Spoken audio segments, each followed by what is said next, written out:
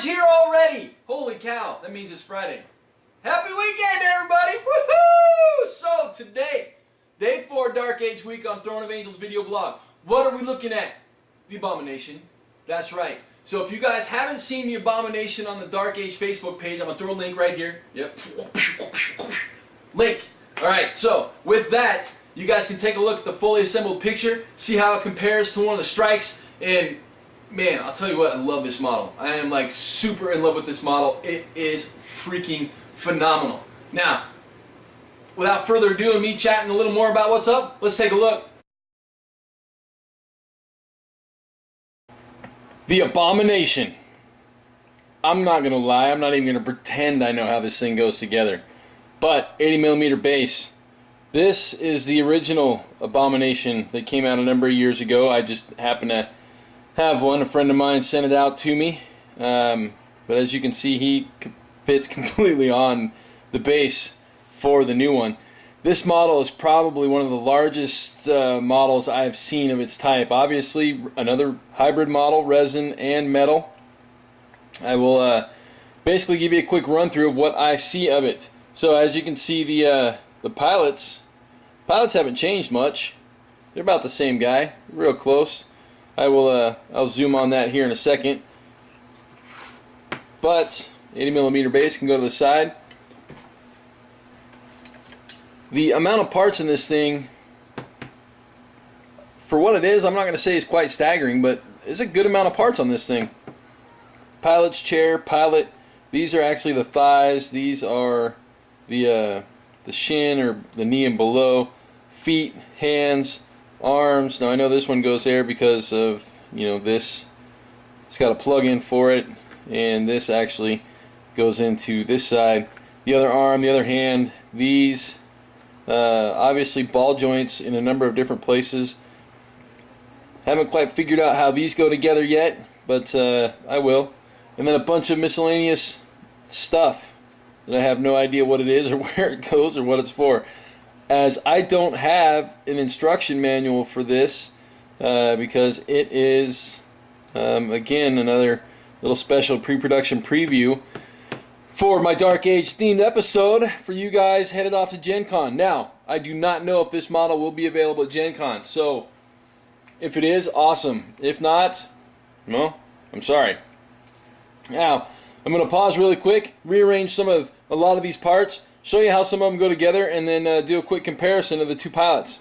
And like that, I'm back in a flash. Woo! Okay, as you can see, the pilots are very similar. However, this one happens to have a twig and berries. I don't know why people are sculpting those nowadays, but they are.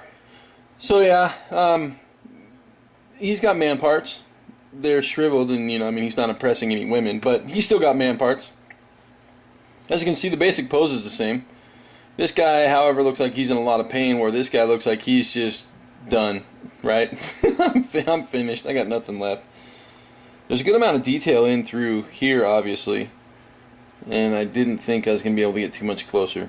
But basically, he's distended, and he's all nasty, and he's gross, and he's got pipes coming out from one, you know, going to another. Obviously, this is his entombment. This is how he's living. The old one, obviously, a little bit larger scale-wise, but for the most part, there's really not a whole lot of difference. You know, he's got a couple of ribs, and there's more pipes on the front of this guy. But some of these extra parts that I have over here, they could very well cover him up until I have instructions. And there is a good picture of this on the Facebook page, so you can go check it out. But until I have instructions, or take the time to really put it together, well, it's just going to be a big conglomeration of parts. So let's take a look at some of this stuff up close. Alright, first we're going to start basically with the center of this model, the chair, or the enthronement piece itself. Obviously, I've got 4 pieces to cut off, as you can see. Now my guess is the legs plug in here like that, or like that. I don't know, we'll get it figured out. But basically the legs obviously plug in. You can see how and why, right? was well thought out, I think. But well, maybe they go like that. No, they can't go like that because I know how the leg goes together. So it's got to go basically like this in such a way.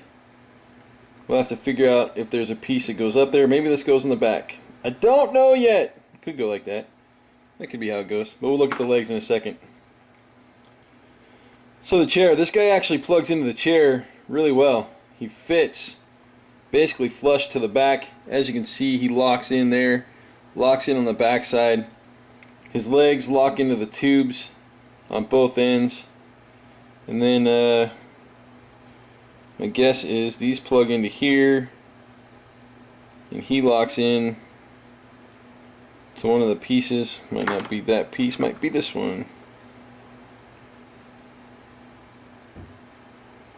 So look at that. Hey, we're figuring it out together. Yep, I think I had it right the first time. This is a shoulder joint, basically.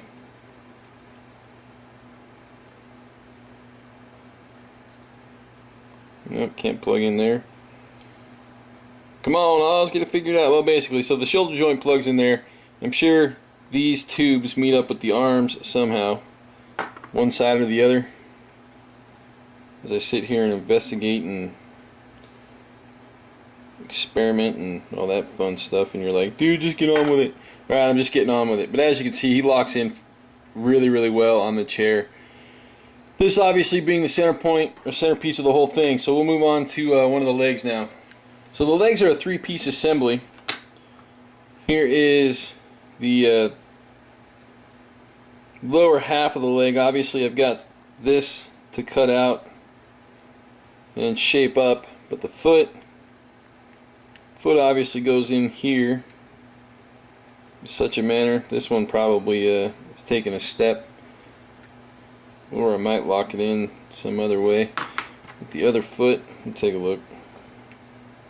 Could be stepping forward, you never know. It could be how it's happening, because that's how it fits. It fits snug in there like that, and that feels like it's locked in and correct. Now if you remember this piece, I plugged that into the throne. This actually has a little slot here that plugs in as such. So the completely assembled leg pretty much looks like that. Obviously we got to cut this little piece out here, but that is a completely assembled leg. Goes on the throne as so, or maybe around, so it's more stable as so. Who knows? It'll take a little experimenting, but detail the lower leg, the resin piece.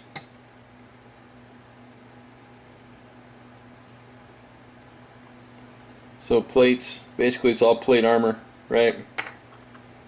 Detail the upper leg. Obviously in through here we've got your fiber cable bundle, little gauge, tubes, obviously the joint and how it plugs in. Now obviously we're locking into place because we've got a peg in there, but if you remove that peg you're going to have some mobility. And then this one here, you could remove that peg as well, and I see some large possibilities for some variable configurations in regards to how this goes. So let's look at the upper arm and the shoulder assembly. Okay, so we're going to look at the upper right and then lower left arm assemblies, and the reason being is the amount of detail differentiation between the two. So this is the upper right shoulder, and the reason that I pulled the upper right shoulder is we've actually got an extra little piece here. So here's the left shoulder. It actually sits like that. The upper right shoulder has a missile launcher that plugs onto it, and I know it goes there because of how they've got it set so it matches and fits. Here's kind of cool thing though, is it's got an extra little shroud piece so that you can take care of the detail on the inside and slap that over, and you've got basically an overlapping shroud that gives you kind of a sunk in look. I'm assuming it goes like that. It does fit either way though, but it looks smarter this way. So I'll pretend I'm a smart person and we'll put it like that. So as you can see, the shoulder launcher is pretty cool. Now, if you remember, I was messing around with this trying to get it to sit correctly, and if indeed we've got it set, okay, so yeah, there we go. That one actually sits like perfect, right? So we've got a perfect join right there. As you can see, we've got a perfect join in there as well. So that means the shoulder joint is going to sit right in there just like that. So that is how that's going to go together. Perfect. Okay, as you can see, it'll attach back there. I do have some pieces that I'm going to have to cut off. Here, here, and here. Obviously a mold line there and through there that I'm going to have to take care of. And that does wrap around a little bit through there. But you can see detail in through here. That's on the outside of the arm. Venting underneath. This is for the arm mount. Slides in there like that. Obviously we can rotate it around. I did say we were going to look at the lower left arm, and we will, but basically as you can see we've got a ball joint in there, so it allows me for some posability. I can rotate, I can spin that ball joint up and down, obviously back and forth, around and around.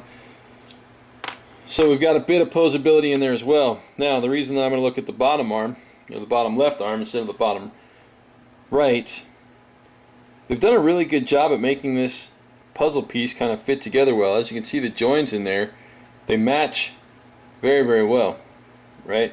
So we've got a seamless join for this giant pulse cannon or whatever it is. For those of you Dark Age players, you'll know what it is if you play Scar anyways. Then a ball joint for the hand. Obviously we've got a good amount of posability options there as well.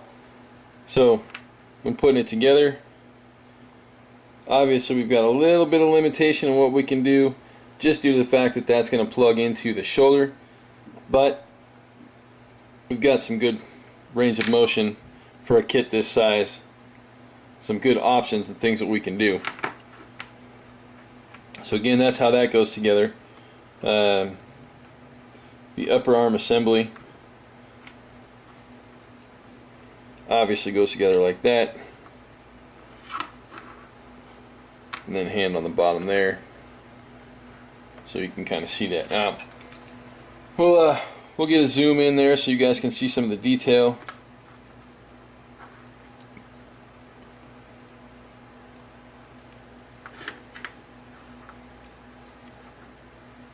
As you can see with the upper arm, they've done a really good job at getting detail into areas that you'll see. Obviously here and through here. Now again, this is where it connects to the throne, the chair device. Detail of that. We got metal plating on the back. We got a wire that wraps around, and then we've got cabling and wiring on the inside or the outside. I don't really depends. We'll slide the lower arm in here. So this is the lower arm for the right side. Now you've got this area here actually has a little shroud that goes over the top of it. So this shroud covers up some of this work on the inside. Now there might be an attachment maybe that also will fit in here. I do not know, but for those of you in the know, you can actually have multiple configurations, multiple weapon groups for the Abomination. So there may be some options coming down the line that come with, or that you can buy separately to make this a blood cult or toxic cult, or you know, if the Cult of Mutilation has a different configuration for the Abomination, you can have that as well. Alright, so the only thing that I haven't shown you guys in regards to this model is all this little extra stuff. And aside from the plates that I know go on the shoulders, I do not know where or what any of this other stuff is. Obviously metal plates, you know, pieces to protect such and such. This is just a bundle of wires and cabling. Metal plates, obviously. Another wire. This probably attaches to him, I would think. But obviously a lot of attention to detail. Some really cool stuff going on here. We'll zoom back out a little bit and see just how much space this thing is taking up on my work bench. And then again, the original Abomination, the shoulder joints, the arm. This is the right leg, obviously. I mean, the leg's as tall as the Abomination itself, the original. So, an amazing piece. This thing is outstanding. I am in love. BAM! Was that too loud? Probably. Day 4, Dark Age week, coming to a close. We're finished, right? That's it. So, a couple of things to wrap up. We got the core starter box at GenCon. We got the Abomination. I have no idea if it's going to be at GenCon, but if it is, man, some of you guys are going to luck out because that model is badass. Sick and Billy Rockstar. Yep, dude, I'm totally down with the Abomination. So, Dark Age week, I thought it was awesome. What do you guys think, right? Like, subscribe, comment, comments below. I want to know what you guys thought. Did you have fun? I hope you had some fun. I try to make it fun. Alright, contest time. Let's get serious.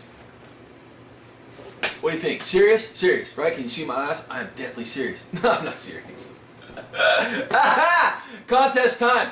So, I drummed this one up myself. I'm sponsoring this one myself. I want you guys, if you don't play some Dark Age, to get involved. I want you guys, if you play some Dark Age, to wrap in and roll it out. What do we got going on? Alright, I'm going to put up a poll. I'm going to throw it up in the Dark Age forums. I'm going to kick you a link right here. It's going to be in the comment section below, right? So we are going to look at a poll for this contest. It launches Friday this week, day 4 of the Dark Age week. It'll go through until after GenCon. You guys get to decide my next ToA project. What I'm going to do next here on Throne of Angels. One of 3 things. The core, right? Bear in mind that right now, all that's available is a starter box, so that means I'm just doing the 3 bots, the 2 Wrens, and the Pathfinder. That would be it for this next project if you guys select the core. Or my Scarred Force, right? The guys that I play normally. Johan, the Cult of Mutilation, the Cult of Mutilation is coming in Devastation, right? That's going to be at GenCon. Devastation at GenCon. What's going on with him? I'm excited. Man, I'm excited. Okay, so option number 2, Scarred, my Saint Johan, or even Father Kerwin, right? Saint Johan's going to become Father Johan. Do I roll the Scarred? Do I roll the core? Or option number 3, I just placed a big order, and we're going to take a look at some cool stuff here in the next couple of weeks. After GenCon, obviously, big order for Dragiri Aircast Army. I've got a bunch of the awesome Dragiri Aircast models. We're going to look at the differences between the resin cast squalls and the regular squalls, probably the air elementals and the zephyrs as well, but also some of those figures. So, there's your 3 choices. I'm going to put up a poll. The core, right? Do I roll the core? Scarred, Father Saint Johan, Aircast Dragiri. One of those 3. You guys are going to choose it. Now, here's the contest. You guys are going to tell me why you think I should paint whatever it is I'm going to paint. Whatever my next project is, it's totally on you. Your comments, right? Regardless of whether or not your comment matches the winning army. If you want me to paint a Scarred Force and the core ends up winning, and you've got the best comment, and it hits me like right here, right? See, that's where my heart is.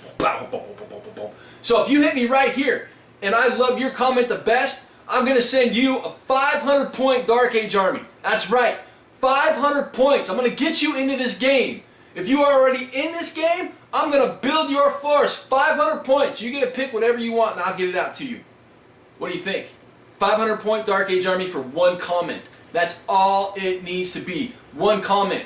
But I want some serious comments here, people. Right? In the Dark Age forum, where I'm going to put up this poll, your comment is going to determine who wins. It's going to be the comment that I like the best, based off of what you have to say about why you want me to do whatever force it is you want me to do. So give it some thought. right? One-line comments, not going to work. 6-page comment, well, it might, but I really don't think that anybody's going to put that much effort into it. I will put this caveat in there, though. There must be at least 10 entrants to this contest. Not just poll ringers. I mean, poll ringers, that's great. If you guys want to just go in and jump on the poll and vote and don't want to take place in the contest, whatever poll choice wins is still going to be my next project. But for this contest to go live, there has to be at least 10 entrants. At least 10 entrants. Because I'm shelling out of my own pocket for this one. 500 points. Best comment, Dark Age. Dark Age week is done. I hope you guys enjoyed it. I had a great time. Now, I will not see you in 2 because I will be at GenCon. But I will be dropping videos from GenCon on the blog. And then I'll wrap up 2 weeks or a week later when I have time to rest. So, with that, I can't say my usual close, we'll see you in 2 because it just doesn't apply. So, we'll see you at GenCon!